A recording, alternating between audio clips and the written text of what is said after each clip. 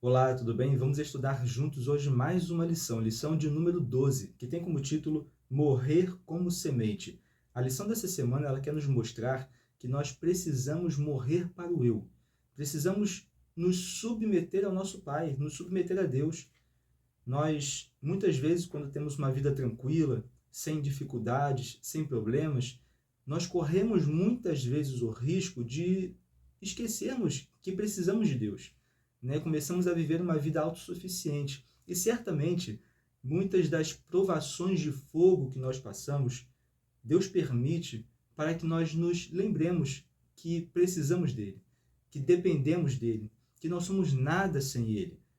E justamente a lição dessa semana então nos mostra, né, o quão importante é nós nos submetermos ao nosso Pai. O verso-chave dessa semana, o verso inicial da lição, está lá em João capítulo 12, verso 24, traz um pouco essa ideia, quando diz assim: em verdade lhes digo, se o grão de trigo caindo na terra não morrer, fica ele só, mas se morrer, produz muito fruto. Justamente nos mostrando essa ideia de morrer para o eu, né? Então essa semente, se ela não cair, não morrer, ela não irá frutificar. E a gente vê como que essa semente ela precisa se submeter, né? Porque ao cair, ela não sabe onde vai cair, não sabe exatamente o que vai acontecer quando ela cair, mas ela se submete, né? E permite então morrer para o seu estado de semente para que possa então frutificar. E justamente nós precisamos fazer isso. E Cristo é o grande exemplo nesse ponto também na nossa vida. Porque Cristo, ele se submeteu, sendo o próprio Deus, ele se submete. Veja o que diz lá em Filipenses, capítulo 2, versos 5 em diante. Capítulo 2, verso 5 em diante, Filipenses diz assim: tende em vós o mesmo sentimento de que houve também em Cristo Jesus. Pois ele, subsistindo em forma de Deus, não julgou como usurpação o ser igual a Deus. Antes, a si mesmo se esvaziou, assumindo a forma de servo, tornando-se em semelhança de homens e reconhecido em figura humana. A si mesmo se humilhou, tornando-se obediente até a morte e morte da cruz, pelo que também Deus o exaltou sobremaneira e lhe deu o nome que está acima de todo nome, para que ao nome de Jesus se dobre todo o joelho nos céus, na terra e debaixo da terra, e toda língua confesse que Jesus Cristo é Senhor, para a glória de Deus Pai.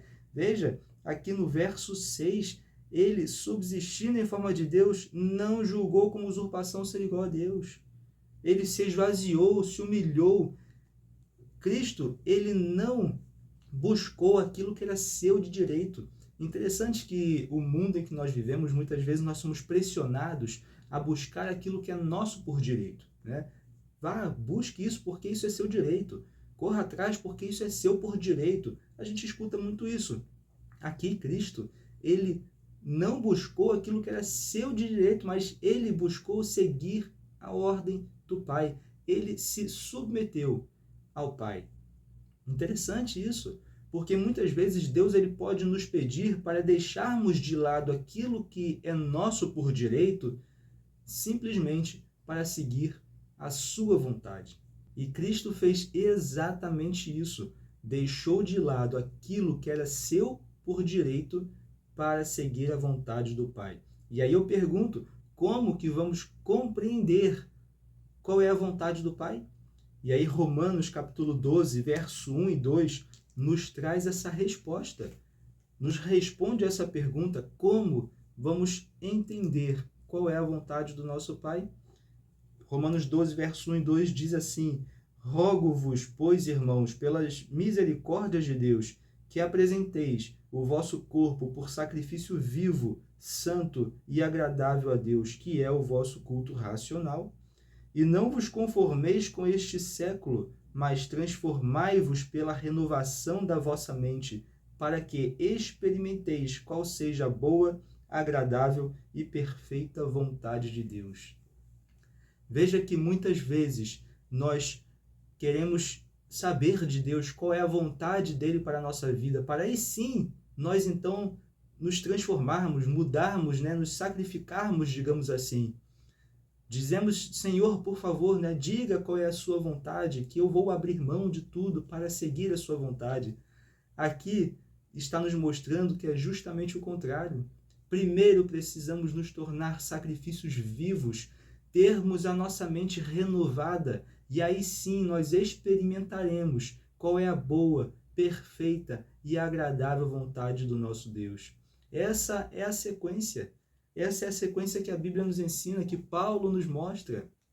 Seja um sacrifício vivo, tenha sua mente renovada e você experimentará a verdadeira e perfeita vontade do seu Pai.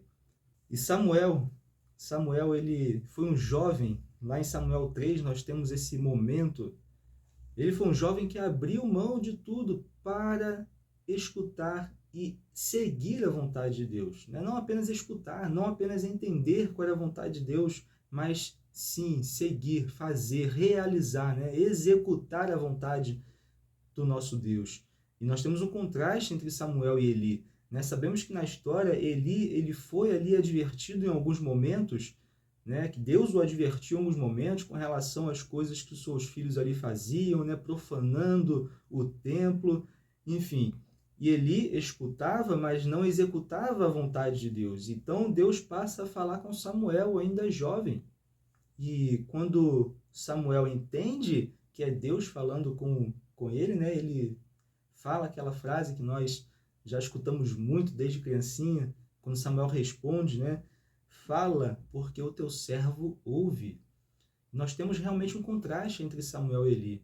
Eli, infelizmente, não seguiu a vontade de Deus. E sabemos ali que logo após os seus filhos morreram, a arca da aliança foi levada. Enfim, já Samuel não. Samuel viveu uma vida de obediência a Deus. Escutava a voz de Deus. Antes, certamente, ele se tornou um sacrifício vivo. Teve a sua mente renovada. Buscou realmente deixar todas as coisas de lado para seguir a vontade de Deus. E compreendeu a vontade de Deus. Experimentou a verdadeira, a boa, agradável e perfeita vontade de Deus.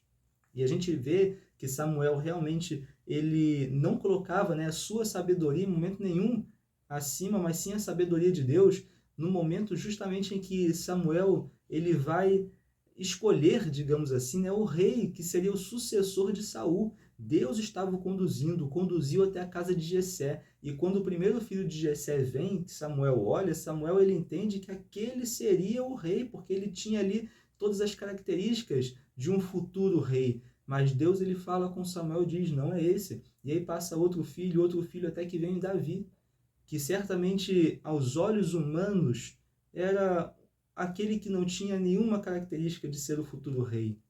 Mas Samuel escuta a voz de Deus. Samuel ouve a voz de Deus. Samuel ele experimenta a vontade de Deus. E ele então entende que Davi era o escolhido e unge então Davi, que futuramente se tornou rei de Israel. Então Samuel ele não coloca a sua sabedoria acima de todas as coisas, mas busca seguir a sabedoria de Deus. Infelizmente, no início da história da humanidade, os primeiros seres humanos, eles colocaram a sua sabedoria acima da sabedoria de Deus. Buscaram viver uma vida de autossuficiência, de independência de Deus. Caíram na cilada do mal. Eva, quando escolhe comer do fruto da árvore do bem e do mal, e depois oferecer a seu esposo, que também escolhe comer desse fruto, eles ali estão mostrando que não dependem de Deus. Não dependem de Deus, não dependem da sabedoria divina. Eles são sábios o suficiente, é isso que eles estão dizendo ali naquele momento que comem do fruto da árvore do bem e do mal. E a autossuficiência é a raiz de todo mal. A autossuficiência, quando vivemos uma vida de autossuficiência, independente de Deus, nós estamos escancarando a porta da nossa vida para a entrada do pecado. E foi justamente isso que aconteceu lá no início da história humana. E fazemos isso hoje, quando vivemos uma vida independente de Deus. Quando utilizamos a nossa sabedoria para guiar a nossa vida, nós estamos escancarando a porta da nossa vida para a entrada do pecado. E muitas vezes, como eu falei no início do estudo de hoje, Deus permite que passemos por provações de fogo para nos lembrar que dependemos dele, que não podemos viver uma vida autossuficiente, que a nossa sabedoria é falha, é frágil e nos coloca em situações de perigo e de pecado.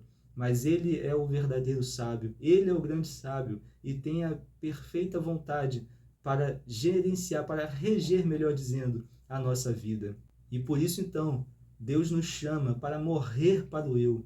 Morra para o eu. Não permita que o eu guie a sua vida, porque enganoso é o coração do homem. Nosso coração nos engana, vai nos colocar em situações difíceis, vai escancarar a porta da nossa vida para a entrada do pecado. Então morra para o eu e permita que Deus seja o seu guia, assim como Jesus fez, deixando aquilo que era seu por direito para viver a vontade do Pai. E morreu por cada um de nós. E hoje também nos convida para que morramos para o eu e permitamos que Deus guie a nossa vida. E se você estiver então passando por uma provação, por um crisol, uma situação difícil, utilize esse momento para lembrar que você depende de Deus.